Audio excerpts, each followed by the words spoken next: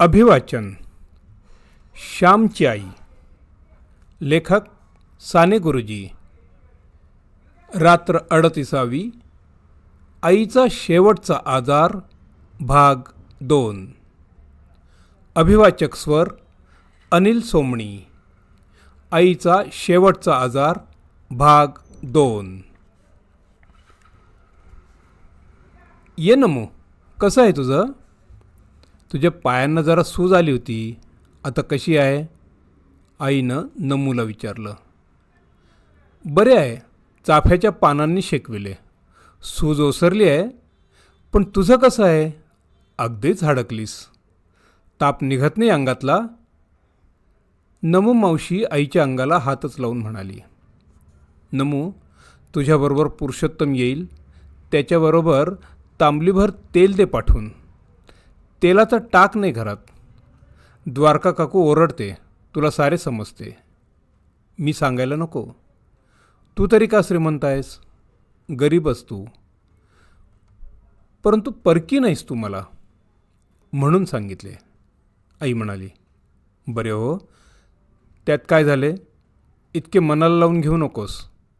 सारे मनाला लावून घेतेस. तुझे खरे दुखणे हेच आहे. मुलांना हवीस हो तू, धीर धर.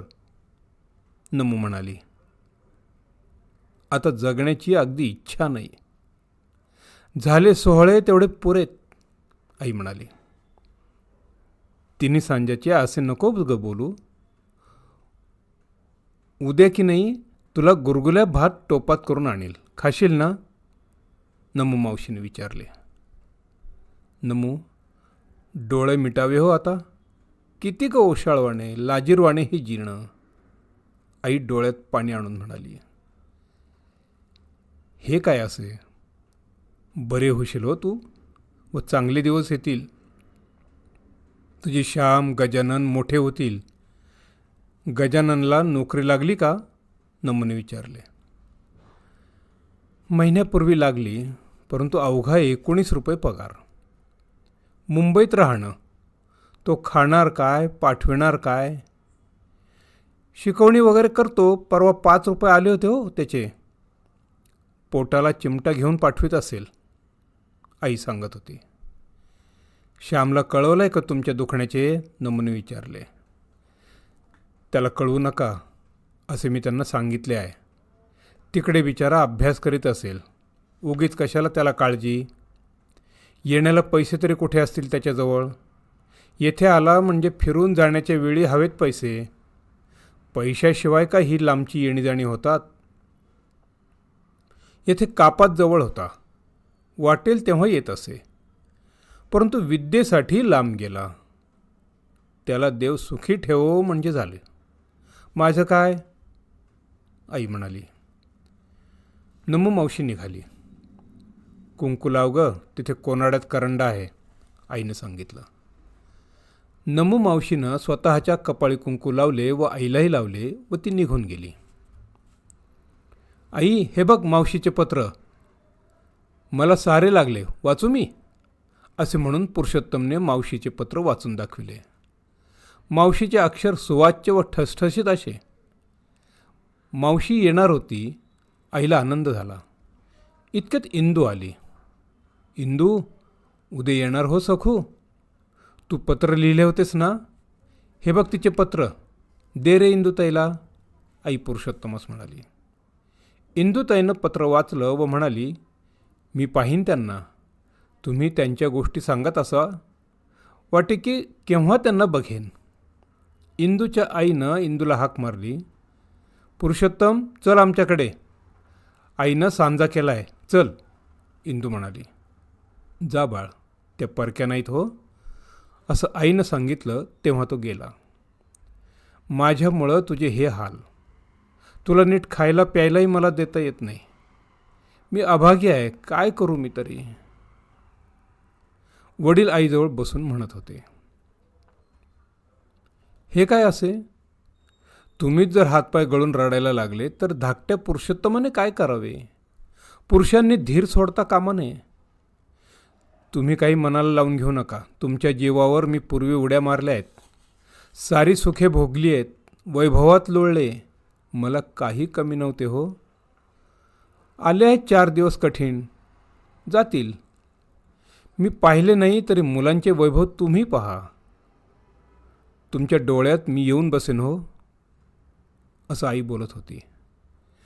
तू सुद्धा बरी होशील, सखू येतेय, ती तुला बरी करील, वडील म्हणाले.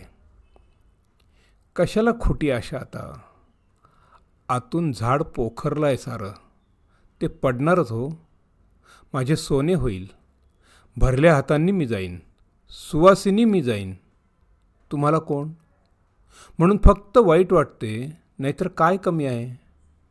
तुमच्या मांडीवर तुमच्याजवळ मरण यावे, याहून भाग्य कोणते. या भाग्यापुढे सारी सुखे तुच्छ आहेत.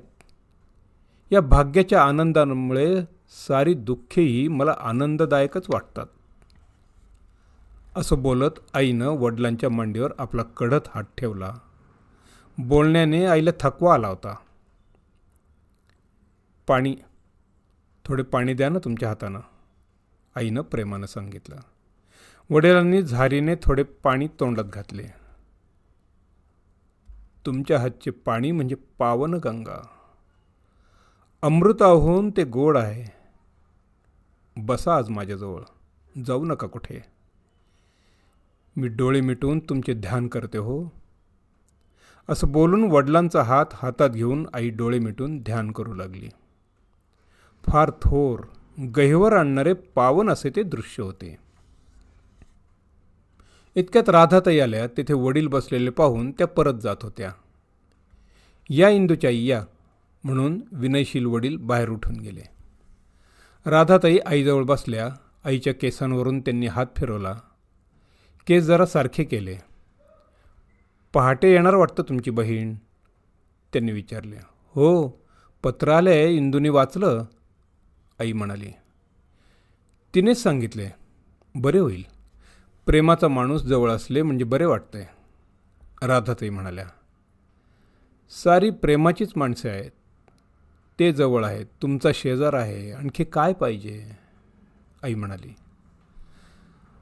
थोडा वेळ बसून राधाताई निघून गेल्या. मावशी पहाटे येणार होती. पुरुषोत्तम किती लवकर उठला होता. तो सारखा गाड्यांचा आवाज ऐकत होता.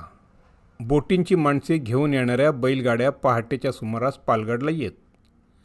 जरा कवाडीशी गाडी थांबली असे वाटताच पुरुषोत्तम धावत जाई व पाही. परंतु गाडी पुढे निघून जाई. शेवटी एक गाडी आमच्या बेडेशी थांबली. आपल्याच बेडेशी थांबली रे, आजी म्हणाली. दुर्वांची आजी पोतेरे घालीत होती. पुरुषोत्तम धावत गेला. वडीलही पुढे गेले. होय, मावशीच आली. पुरुषोत्तम करंडी घेऊन आला. वडील ट्रंक घेऊन आले. मावशी वळकटी घेऊन आली होती. भाडे घेऊन गाडीवान निघून गेला. आई, मावशी आली ना, ही बघ, खरेच आली, आईला हलवून पुरुषोत्तम म्हणाला. पहाटेच्या वेळेला आईला स्वप्न पडत होते. आली, माझी वाट मोकळी केली, असे आई म्हणाली. अर्धवट शुद्ध, अर्धवट जागृती होती. मावशी आईजवळ बसली. कितीतरी वर्षांनी बहीण बहिणीला भेटत होती. आईची दशा पाहून, तो अस्थिचर्ममय देह पाहून मावशीचे डोळे भरून आले. अक्का, मावशीने हाक मारली. त्या हाकेत 2 अक्षरात मावशीचे प्रेमळ व उदार अंतःकरण ओतलेले होते. आली सखू, बस, तुझीच वाट पाहत होते. म्हटले केव्हा येतेस, पण आलीस लवकर. प्राण कंठी धरून ठेवले होते. म्हटलं तू येशील व ही मुले तुझ्या ओटीत घालून, तुझ्या पदरात घालून जाईन. आई रडू लागली. अक्का, हे काय वेड्यासारखं, मी आले, आता बरी होशील हो. तुला बरे वाटू दे, मग तुला व पुरुषोत्तमला मी घेऊन जाईन. आता मला नोकरी लागली आहे, मावशी म्हणाली. नको हो, आता कोठे येणे जाणे. आता फक्त देवाकडे जाऊ दे. या मठीतच कुडी पडू दे. मी आग्रह करून झोपडी बांधवली, ही स्वतंत्र झोपडी बांधवली. येथेच माझ्या राजवाड्यातच देह पडू दे. त्यांच्या मांडीवर तू जवळ असता मरण येऊ दे. माय मरो व मावशी जगो असे म्हणतात ते खरे ठरो सखो. तुला न मूल न बाळ, तुझा संसार देवानं आटपला. जणू माझ्या मुलांसाठीच तुला त्यानं निर्माण केलं. माझ्या मुलांचे सारे तू कर, तूच त्यांची आई हो. आई बोलत होती. अक्का हे असं काय आहे? बोलू नकोस, बोलण्यानं त्रास होतो. जरा पड, मी थोपटते हं. असं म्हणून मावशीने बरोबरचे ब्लँकेट आईच्या अंगावर घातले. चौघडी व गोधडी याशिवाय तिला काही माहीत नव्हते. मावशी आईला खरोखरच थोपटीत बसली. गंगा व यमुना यांचे पावित्र्य तेथे होते. उषा आणि निशा यांच्या भेटीचे गांभीर्य होते. समाप्त.